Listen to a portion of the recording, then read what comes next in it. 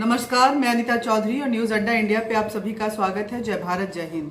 देखिए, अभी कुछ मुस्लिम त्यौहार जब गए, उसको लेकर के ताजिया और जो जुलूस निकले, उसमें यहाँ तक कि मोहम्मद साहब के जो जन्मदिन थे, उन सभी त्योहारों को, उन सभी चीज़ों को देखें, उन सभी तिथियों को देखें, तो एक बार फिर मुस्लिम चेहरा जो है इस देश में बिल्कुल नंगा होकर सामने आ गया। जहाँ जहाँ ये जुलूस निकले, वहाँ वहाँ सर तन से जुदा के नारे लगे, नाराए तकबीर लगे, अल्लाहू अकबर लगे।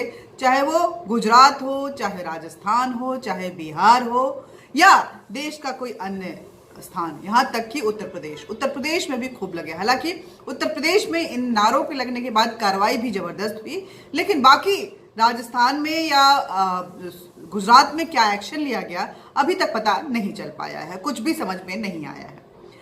देखिए, ये जो नारे लगते हैं, इसको आप क्या सोचेंगे? लोग बोलते हैं कि कुछ मुट्ठी भर लोग ऐसे नारे लगाते हैं, उसके लिए पूरे कौम को बदनाम नहीं करना चाहिए। लेकिन पूरी कौम जब इस तरह के नारे पे चुप रह जाए तो फिर क्या कहना चाहिए? ये भी एक सोचने वाली बात है कि आखिर इस तरह के नारे लगते हैं, पूरी कौम चुप रहती है और मुट्ठी भर लोगों के नाम पर अपने मंसूबे जो है वो साधती है। दरअसल ये एक कोई व्यक्ति नहीं है, ये कोई मुट्ठी भर लोग नहीं है, एक भीड़ नहीं है, बल्कि एक सोच है जो आसमानी किताब से उन्हें मिलती है, जो मदरसों से उन्हें मिलती है।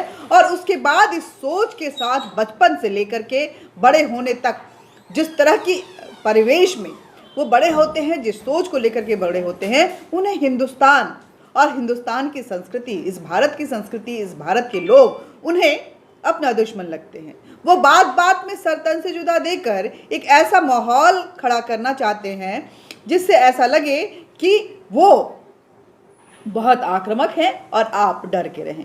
लेकिन एक बात ये भी है कि आखिर इस तरह के नारों का अंत क्या है, क्या हो सकता है? ये आप ही देख ही रहे हैं कि जगह जगह से जिस तरह से पीएफआई के मॉड्यूल जो हैं वो सामने आ रहे हैं और जिस तरह से हिंदुत्व को बदनाम करने की कोशिश की जा रही है, जिस तरह से हिंदुओं को अलग थलग करने की कोशिश की जा रही है, ये सारी साजिशें जो हैं वो बता रही हैं कि आने वाले समय में माहौल बहुत अच्छा नहीं रहने वाला है। आप चाहे जितना गंगा दमनी तहजीब के नाम पर रिश्तों को बनाने की कोशिश करें, लेकिन वो सर तन से जुदा करने पे आमादा हैं। अब देखिए इसका क्या परिणाम हो सकता है। ब्रिटेन का आप हाल देख ही रहे हैं, ब्रिटेन में क्या हुआ, किस तरह से हिंदुओं को नहीं बल्कि दुनिया भर के जितने भी गैर इस्लामी आबादी वाले देश हैं वहाँ उनको किस तरह से रहना पड़ रहा है।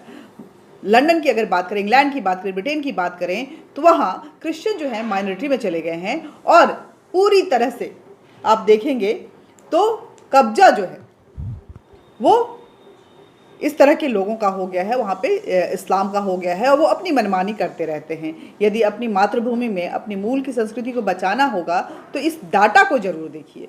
चाहे आप कहीं भी रह रहे हों, आप अपने अस्तित्व को, अपने मूल को, अपनी संस्कृति को बचाना चाहते हैं, अपनी पहचान को बदले बिना बचाना चाहते हैं, तो इस डाटा को देखिए। मुस्लिम आक्रमण की निष्क्रियता के लिए कौन कौन जिम्मेदार था?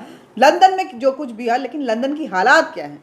लंदन में क्या कोई क्रिश्चियन डोमिनेंट पोजीशन पे है जो रूल मेकर हो, या पूरे सिस्टम में इस्लाम घुस चुका है? लंदन का मेयर कौन है? मुस्लिम है। बर्मिंघम का मेयर कौन है? मुस्लिम है। लीड्स का मेयर कौन है? मुस्लिम है। ब्लैकबर्न मेयर कौन है? मुस्लिम है। शेफील्ड मेयर कौन है? मुस्लिम है। ऑक्सफोर्ड मेयर कौन है? मुस्लिम है। ल्यूटन मेयर कौन है? मुस्लिम है। ओल्थम मेयर कौन है? मुस्लिम है। और रॉकटेल मेयर कौन है? मुस्लिम है। 3000 से अधिक मुस्लिम मस्जिदें वहाँ बनाई जा चुकी हैं। बोरिस जॉनसन इनको हटाना नहीं चाहते थे। 130 से अधिक मुस्लिम शरिया अदालतें जो हैं वो ब्रिटेन में चल रही हैं। 50 से अधिक मुस्लिम शरिया परिषद वहाँ पे हैं। पूरे इंग्लैंड के क्षेत्र में कोई मुस्लिम राष्ट्र नहीं है, पर बनाने के षड्यंत्र जो हैं वो पूरी तरह से मॉड्यूल उसके खड़े हो चुके हैं, क्योंकि पाकिस्तान, बांग्लादेश, अफगानिस्तान, सीरिया अब रहने लायक नहीं बचा, जिसके लिए सीधे तौर पर कट्टर इस्लाम और कन्वर्जन ही जिम्मेदार है। लेकिन माहौल इतना ख़राब हो गया है कि वहाँ से निकलना, आतंकवाद इस तरह से पैठ बना चुका है, जिस आतंकवाद को लोग जन्म देते हैं वहाँ से निकल लेते हैं, फिर एक नए देश की तलाश में चलते हैं। वो नए देश को, उसके डेमोग्राफी को चेंज करते हैं।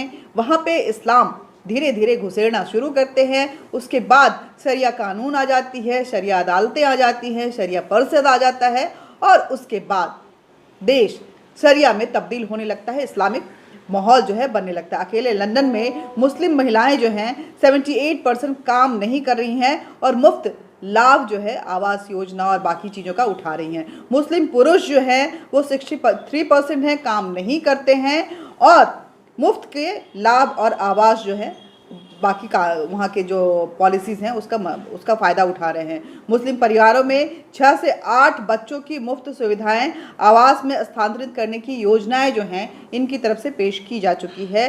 ब्रिटेन में सभी स्कूल केवल हलाल मांस पेश नहीं करते।